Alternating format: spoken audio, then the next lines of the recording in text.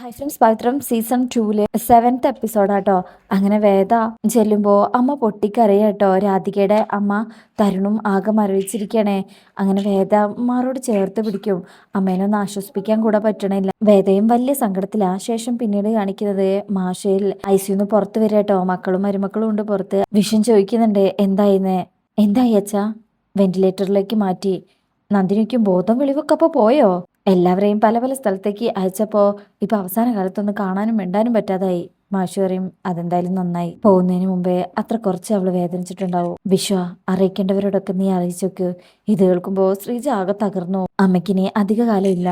നന്ദിനി പറയും, അപ്പോ ആദ്യം അറിയിക്കേണ്ട വികൃതല്ലേ? അറിയുമ്പോ അവൻ വേദനിക്കുന്നുള്ളത് ശരിയാ, പക്ഷെ എന്നാലും വേദനിക്കണ്ടേ? മാഷു പറയും, നന്ദിനി, ജപ്തി ഒഴിവാക്കാൻ പറ്റുന്ന അത്ര പണം ഞങ്ങളുടെ കയ്യിലുണ്ടായിട്ടും അത് തരാൻ മനസ്സിലെന്ന് പറഞ്ഞേ നീ ഇവന്റെ കൈ പിടിച്ച് പടിയിറങ്ങിയ അവളോട് പണം വേണ്ടെന്ന് പറ.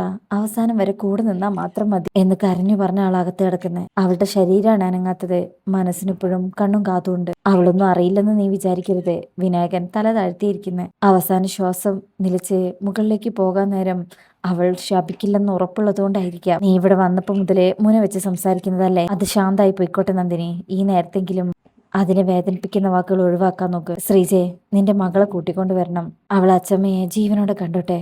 ശേഷം വിക്രത്തെ ഞാൻ വിളിച്ചോളാം എന്ന് പറഞ്ഞിട്ട് മാഷ് അവിടുന്ന് പോകാട്ടോ. ശ്രീജ അപ്പൊ പൊട്ടിക്കരയും. എല്ലാരെയും നോക്കിയിട്ട് നന്ദിനിയും കള്ളക്കരച്ചിൽ കയറിയാട്ടോ. പിന്നീട് വേദയും സേതുലക്ഷ്മിയും അവിടെ ഇരിക്കണേ. തരുൺ എവിടെയെന്ന് സിസ്റ്റർ വന്ന് ചോദിക്കുമ്പോ അത് രേവതി മോൾക്ക് ഇഷ്ടപ്പെട്ട ഒരു ഹനുമാൻ കോവിലുണ്ട്, അവിടെ വരെ പ്രാർത്ഥിക്കാൻ പോയിരിക്കുകയാണ് തരുൺ. എന്തെങ്കിലും മിറാക്കിൾ സംഭവിച്ചാലോ? അങ്ങനെ സംഭവിക്കട്ടെ എന്ന് നമുക്ക് പ്രാർത്ഥിക്കാം. പിന്നെ വേദയുടെ മുറിയിലേക്ക് പോയിരിക്കാൻ ഡോക്ടർ പറഞ്ഞു. വേദ പറയും, അതെന്തേ? എനിക്ക് കുഴപ്പമൊന്നുമില്ല. അപ്പോൾ സിസ്റ്റർ പറയും, എന്നാലും വേണ്ട, എന്ത് കാര്യമില്ലാതെ ഡോക്ടർ പറയില്ലല്ലോ. അങ്ങനെ സേതു ലക്ഷ്മിയും സിസ്റ്ററും നിർബന്ധിക്കുമ്പോൾ വേദ അവിടുന്ന് പോകും. ഇത് കഴിഞ്ഞാൽ ഞങ്ങൾ അങ്ങോട്ട് തന്നെയല്ലേ വരുന്നത്. അങ്ങനെ വേദ അവിടുന്ന് പോകും. പിന്നീട് കാണിക്കുന്നത് തരുണിനെയാണ്. തരുൺ അവിടെ ക്ഷേത്രത്തിൽ പോയി പ്രാർത്ഥിക്കാട്ടോ. ഈ സമയത്താണ് ആ ഹോസ്പിറ്റലിലേക്ക് ശ്രീകാന്തിന്റെ ഗുണ്ടകൾ വരുന്നത്. ഈ സമയം വേദ ഇവരെ കാണുമ്പോൾ മറഞ്ഞു നിൽക്കാട്ടോ. അപ്പോൾ ഗുണ്ടകൾ അകത്ത് കയറി വേദയുടെ തൊട്ടടുത്താണ് നിൽക്കുന്നത്. അവിടുത്തെ ഒരു ജീവനക്കാരൻ വന്നിട്ട് പറയും, നിങ്ങൾ ഈ മാസ്ക് എടുത്ത് വെക്കേ, ആരെങ്കിലും സെക്യൂരിറ്റി അറിഞ്ഞാൽ എൻ്റെ പണി പോവും. നിങ്ങൾ പറഞ്ഞ പോലെയൊക്കെ ഞാൻ അന്വേഷിച്ചു. വേദ വിക്രം എന്ന് പറയുന്ന ഒരാളെ പേരിൽ ഇവിടെ ആരും അഡ്മിറ്റ് ആയിട്ടില്ല. പക്ഷെ വേറൊരു സംഭവം ഉണ്ടേ, മുമ്പ് അഡ്മിറ്റ് ആയ ഒരാളുടെ പേര് മാറ്റി ഇപ്പൊ പേര് എഴുതിയിട്ടുണ്ട്.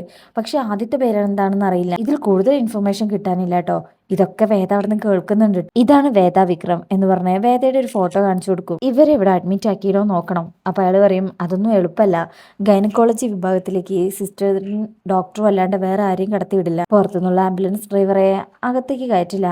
എങ്ങനെയെങ്കിലും നടത്തണമെന്ന് ആ ഗുണ്ടകൾ പറയുമ്പോൾ അയാൾ എങ്ങനെയെങ്കിലും ചെയ്യാന്നൊക്കെ പ്രോമിസ് കൊടുക്കുന്നുണ്ട്. ഇതെങ്ങാനും പുറത്തിറങ്ങി അകത്ത് കിടക്കേണ്ടി വരും. ഇതൊക്കെ വേദ കേട്ട് ഞെട്ടലോടെ നിൽക്കുക. അതിനുശേഷം അയാളിൽ ഒരാളെ, ഹലോ ശ്രീകാന്ത് സാർ, ആളെവിടെയുള്ളതെന്നുള്ള സ്ഥലം പിടികിട്ടി എന്നൊക്കെ വേദയുടെ തൊട്ടടുത്ത് നിന്നിട്ടാ പറയണേ. 1-2 ദിവസത്തിനുള്ളിൽ കാര്യങ്ങൾ തീരുമാനമാകും.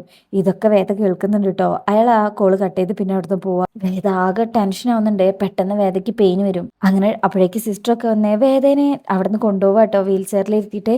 അപ്പോഴേക്കും അവിടെ ഓൾറെഡി രാധിക്ക് മരുന്ന് കൊടുത്തത് കാരണം പെയിന് വന്നിട്ടുണ്ട്. അങ്ങനെ ഓപ്പറേഷൻ തിയേറ്ററിലേക്ക് കൊണ്ടുപോകുന്ന ഡോക്ടർ പറയും കേട്ടോ. ഈ സമയം സേതു മേഡം അവിടെ ഉണ്ട് കേട്ടോ. അപ്പോഴേക്കും ഒരു സിസ്റ്റർ വന്നിട്ട് ഹിന്ദിയിൽ വേദനയും പെയിനും ഒന്ന് കൊണ്ടുവന്നിട്ടുണ്ടെന്ന് പറയുമ്പോൾ അമ്മ വേഗം അങ്ങോട്ട് ചെല്ലും. അപ്പം ഉണ്ടാവും വീൽ ചെയറിൽ വേദ ഇരിക്കുന്നേ. അമ്മ വന്ന് വേദയ്ക്ക് ധൈര്യം കൊടുക്കും കേട്ടോ.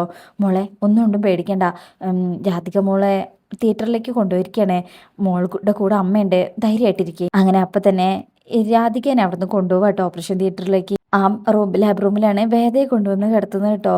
അങ്ങനെ ഈ സമയം രാധികനെ ഡോക്ടർമാർക്ക് ഒട്ടും തന്നെ കൺട്രോൾ ചെയ്യാൻ പറ്റുന്നില്ല. CPR ഒക്കെ കൊടുത്തോണ്ടിരിക്കണേ. സേതുലക്ഷ്മി മേഡം ഇതൊക്കെ കണ്ട് പേടിച്ച് നിൽക്കുന്നു കേട്ടോ. സിസ്റ്റർ മെഷീൻ എടുക്കുമ്പോഴേക്കും രാധികയുടെ മരണം സംഭവിക്കും. ഡോക്ടർക്ക് പിന്നെ ഒന്നും ചെയ്യാൻ പറ്റുന്നില്ല. സേതുലക്ഷ്മി മേഡം ഷോക്കായി നിൽക്കണേ. അപ്പോഴേക്കും അവരവിടുന്ന് പോകും. രണ്ടുപേരും എന്ന് സേതു മേഡം സങ്കടത്തോട് ചോദിക്കുമ്പോൾ അതേന്ന് പറയും. അങ്ങനെ 2 ആളെയും നഷ്ടപ്പെട്ടിരിക്കുകയാണ്. സേതുലക്ഷ്മി മേഡത്തിന് കുഞ്ഞിനെ ഒന്ന് കാണാൻ പോലും പറ്റിയില്ല. രാധികയുടെ അടുത്ത് ഇങ്ങനെ രാധികയുടെ നെറ്റിയിലും മുത്തം വെച്ച് സേതുലക്ഷ്മി മേഡം പൊട്ടിക്കരയാണേ. ഈ കാഴ്ച കണ്ടു നിൽക്കാൻ പറ്റാതെ അരുണ സിസ്റ്റർ അവിടുന്ന് പോവാണേ. ഇതേ സമയം അവിടുത്തെ ബഹളമൊക്കെ കേൾക്കുമ്പോൾ വേദ പതിയെ എണീക്കൂട്ടോ. എന്താ അവിടെ പറ്റിയത്? അവർക്ക് എന്താ സംഭവിച്ചേ? വേദ ഇരിക്കി എന്ന് പറഞ്ഞ് വേദയെ പതിയെ സമാധാനപ്പെടുത്തി ഇരുത്തിയതിനു ശേഷമാണ് കാര്യം പറയുന്നത്. അവര് പോയി. വേദയുടെ ആരും അല്ലാതിരുന്നിട്ടും വേദയ്ക്ക് സങ്കടം സഹിക്കാൻ വയ്യുന്നില്ല. വേദ പൊട്ടിക്കറിയാ. ഇതേ സമയം വിക്രമിനെ കേട്ടോ പിന്നെ കാണിക്കുന്നത്. വിക്രം അവിടെ അലക്കിയിടുന്ന സമയത്ത് അവിടുത്തെ പോലീസുകാരൻ വന്നിട്ട് പറയും, വിക്രം ഞാനിന്ന് ടൗണിൽ പോകുന്നുണ്ട്, പറ്റുകയാണെങ്കിൽ ശങ്കരനാരായണൻ സാറെ കാണാൻ നോക്കാം, അങ്ങനെയാണെങ്കിൽ സാറോട് കാര്യങ്ങൾ നേരിട്ട് ചോദിക്കാമല്ലോ. അത് കേൾക്കുമ്പോൾ വിക്രമിന് സന്തോഷമാവും. അങ്ങനെ അവിടുന്ന് പോകുമ്പോൾ വിക്രം അവിടെ ഒരു സൈഡിൽ ഇങ്ങനെ ഇരിക്കുകയാണേ. സാറ് പോയല്ലോ. ഈ സമയം കുറച്ച് ഗുണ്ടകൾ വന്ന് വിക്രമിനെ ആക്രമിക്കാട്ടോ. വേറെ ആരുമല്ല, ശ്രീകാന്തിൻ്റെ ഗുണ്ടകളാണ്. വിക്രമിനെ അടിച്ചൊതുക്കുന്നുണ്ട്. വിക്രമിൻ്റെ കയ്യിൽ നിന്ന് നന്നായിട്ട് കിട്ടുന്നുണ്ട്. അങ്ങനെ വിക്രം ഒരുപാടൊന്നും ഇതാക്കാണ്ട് അവിടെ നിന്ന് പോകാൻ തുടങ്ങുമ്പോൾ ഒരുത്തൻ ബാക്കിലൂടെ വന്ന് ഒരു കല്ലുകൊണ്ട് തലയ്ക്ക് ഇടിക്കാട്ടോ. അപ്പം തന്നെ വിക്രമിന് കൺട്രോൾ പോകുന്നുണ്ട്. പിന്നെ എല്ലാവരും കൂടെ വിക്രമിനെ അടിച്ച് പഞ്ഞിക്കിട്ട് അവരവിടുന്ന് പോകും. വിക്രം ബോധം കെട്ട് ഇങ്ങനെ കിടക്കാട്ടോ. ആരും ഒന്നും തിരിഞ്ഞു നോക്കുകയൊന്നും ചെയ്യാതെ ബോധം പോയിട്ടുണ്ട്. പിന്നീട് വേദന കൊണ്ട് കരയാട്ടോ. അപ്പോൾ സേതുലക്ഷ്മി അങ്ങോട്ട് വന്നിട്ട്, എനിക്കിത് സഹിക്കാൻ പറ്റുന്നില്ല മോളെ എന്ന് പറഞ്ഞ് പൊട്ടിക്കരയാ. തരുൺ വരുമ്പോൾ ഞാൻ എന്താ പറയാ. അപ്പോഴേക്ക് ഡോക്ടർ വന്നിട്ട് പറയും, ആ കുട്ടിയുടെ ഇപ്പോഴത്തെ അവസ്ഥയിൽ ഇല്ല ഡോക്ടർ, എനിക്ക് മനസ്സിലായി. എൻ്റെ സങ്കടം പറയാൻ ആരുമില്ലാതായപ്പോൾ അപ്പോഴേക്കും ഡോക്ടർ അവിടുന്ന് പോകും. സിസ്റ്റർ അവരെ അവിടുന്ന് കൂട്ടിക്കൊണ്ടു പോകും. വേദന കൊണ്ട് കരയാട്ടോ വേദ. പിന്നീട് കാണിക്കുന്നത് ശങ്കരനാരായണൻ സാറേ മാഷിനെ വിളിച്ചിരിക്കുകയാണ്. ഞാൻ അങ്ങോട്ട് വന്നുകൊണ്ടിരിക്കുകയാണ് മാഷേ. അപ്പോൾ മാഷ് പറയും, വിക്രത്തെ എത്രയും പെട്ടെന്ന് ഇങ്ങോട്ട് എത്തിക്കാൻ പറ്റുമോ? അതിനുവേണ്ടി എന്തെങ്കിലും ചെയ്യാൻ കഴിയുമോ? ഞാൻ ശ്രമിക്കുന്നുണ്ട്. നമ്മൾ എത്രയും പെട്ടെന്ന് വിക്രത്തെ കൊണ്ടുവരും. ആൻഡ്രൂസിനെ വിളിച്ചിട്ട് കിട്ടുന്നില്ല, സൂപ്രണ്ടാണെങ്കിൽ ഫോൺ എടുക്കുന്നില്ല. എന്തായാലും നമുക്ക് വിക്രത്തെ ഉടനെ അവിടെ എത്തിക്കണം എന്ന് പറഞ്ഞ് ആ കോള് കട്ട് ചെയ്യും. ഈ സമയം വിഷു ആരൊക്കെയോ വിളിച്ച് പറയുന്നുണ്ടോ, ഇത് നന്ദിനിക്ക് പിടിക്കുന്നില്ല. നന്ദിനി പറയും, കണ്ടില്ലേ അമ്മയ്ക്ക് വയ്യാതായി എന്ന് പറഞ്ഞിട്ടും അത് മറ്റുള്ളവരെ അറിയിക്കാൻ അച്ഛനെ ഏൽപ്പിച്ചിരിക്കുന്നത് കുഴി മടിയനെയാണ്. നിങ്ങളെപ്പോഴും അവർ മകനായിട്ട് സ്വീകരിച്ചിട്ടില്ല, മകനായിട്ട് കണ്ടിട്ട് പോലുമില്ല. വിനായകൻ പറയും, എന്നാ പിന്നെ ഞാൻ നിന്റെ വീട്ടിൽ വിളിച്ചറിയിക്കാം. അപ്പൊ നന്ദിനി പറയും, അയ്യോ വേണ്ടേ, ഇനി അവരെങ്ങാനും കണ്ടു വന്ന് പോയിട്ട് അവർക്ക് വല്ലതും സംഭവിച്ചാ അതിന്റെ കുറ്റം കൂടെ ഞാൻ ഏൽക്കേണ്ടി വരും. എല്ലാം കഴിഞ്ഞിട്ട് ഞാൻ പറഞ്ഞോളാം. അപ്പോഴേക്കും ശ്രീജ കരഞ്ഞുകൊണ്ട് വന്ന് വിശ്വത്തിന്റെ അടുത്ത് നിൽക്കാട്ടോ. വിശ്വം ചേർത്ത് പിടിക്കുന്നുണ്ട്. അപ്പൊ നന്ദിനി പറയും, എല്ലാം അടവാണ്, അഭിനയം മാത്രം. മൂത്ത മരുമകൾക്ക് അമ്മായിമ്മയുടെ സ്നേഹമാണെന്ന് കാണിക്കാനാ, അല്ലാണ്ടൊന്നുമല്ല. എന്തായാലും ഞാനും കൂടെ പോയി ഒന്ന് കണ്ടിട്ട് വരാം. അത് വേണോ നന്ദിനി? ഞാനായിട്ടൊന്നും വരുത്തി വെക്കില്ല, ഞാനായിട്ട് ഇനി ഞാൻ കാരണം ഒന്നും സംഭവിക്കില്ല എന്ന് പറഞ്ഞിട്ടാണ് നന്ദിനി പോകുന്നത്.